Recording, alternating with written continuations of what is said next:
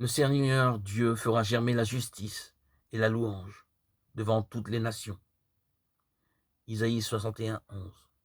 S'adressant à une communauté désenchantée, le troisième, Isaïe a su trouver des mots magnifiques pour annoncer le salut promis par Dieu. L'Esprit du Seigneur, Dieu, est sur moi. Il m'a envoyé annoncer la bonne nouvelle aux âmes, guérir ceux qui ont le cœur brisé, proclamer aux captifs leur délivrance, aux prisonniers leur libération, proclamer une année de bienfaits accordée par le Seigneur. Isaïe 61, 1, 2.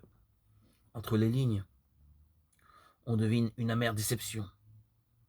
On avait tant rêvé du retour au pays pendant l'exil à Babylone. Mais la reprise de la vie à Jérusalem s'est révélée beaucoup moins idyllique. Là où il y a des hommes, il y a de l'hommerie, dit-on, car nous retombons toujours dans nos ornières. Les chaînes de l'esclavage à Babylone étaient tombées, mais il est des chaînes plus graves encore, celles de nos injustices, de nos convoitises, de nos appétits de pouvoir.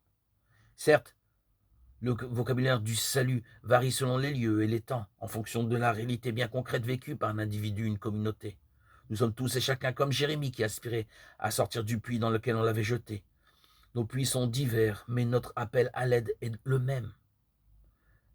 Le malade rêve de guérison, le prisonnier de liberté, l'aveugle de lumière. Le pauvre voudrait vivre dignement, le boiteux voudrait danser. Pour le dire autrement, l'attente du salut suppose un manque, l'échec de nos rêves de bonheur parfait, la prise de conscience de notre impuissance. Comme Abraham, nous savons que Dieu partage et soutient nos rêves de bonheur parfait. Crier vers lui, implorer son salut, c'est humblement reconnaître notre dépendance.